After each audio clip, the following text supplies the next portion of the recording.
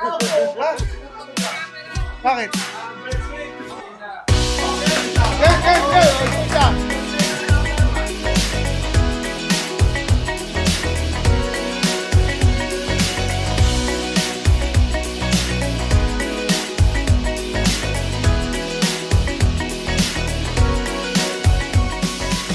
Oh, sige na. John Kelvin Pano. Ito yung yung pinaka matanda sa aming lahat. Bautista! Ang aking pinaka-supportive na kinembers. Cause I'm a little bit crazy and you're a little bit weird, but we love the best in us and the worst of us just disappears. I'll be your Happy birthday!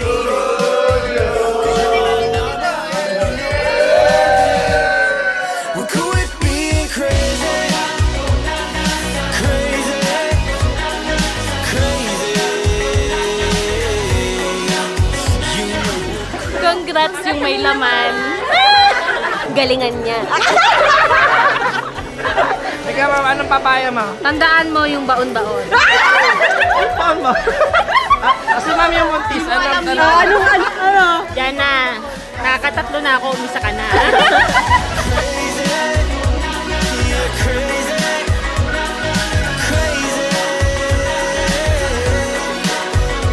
Magka 10 years na, 7 years na LDR. Happy, sobrang happy, syempre.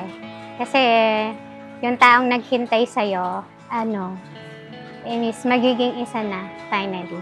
Although kahit LDR pa rin, pero happy.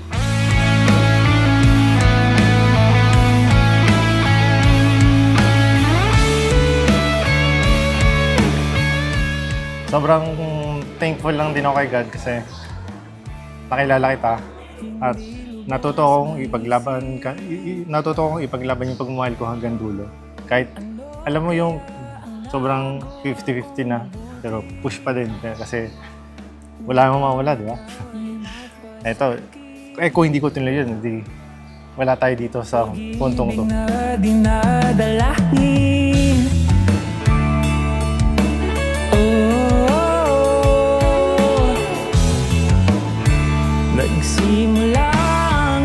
Balikan ninyo ang nakaraan, may nagtanong man, may nagsabi, o paano kayo nagkatagpo, paano nagsimula ang lahat, ang swerte nyo sa isa't isa, ang galing nyong pumili, higit pa doon kayo hindi lamang nagkatagpo dahil kayo pinagtagpo.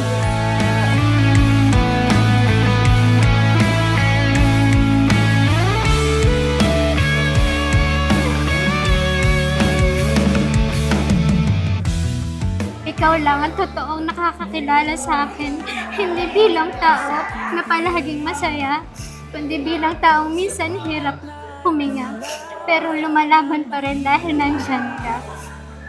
Kaya ngayon, sa harap ng lahat, gusto ko sabihin sa'yo, salamat. Salamat dahil hindi mo ko iniwan. Iyong mga mata, agad na nadama. Ngayon alam ko na, mga talampad ay humanay nung segundong ika'y nakilala.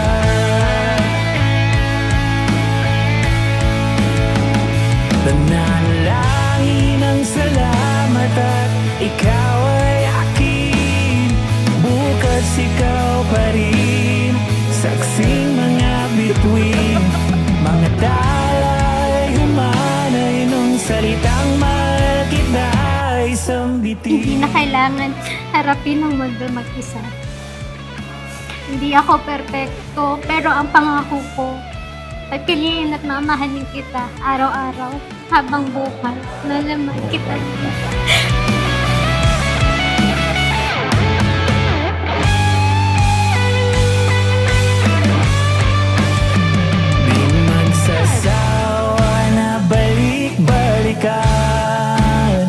Nung nalamang tugmaang nararamdaman.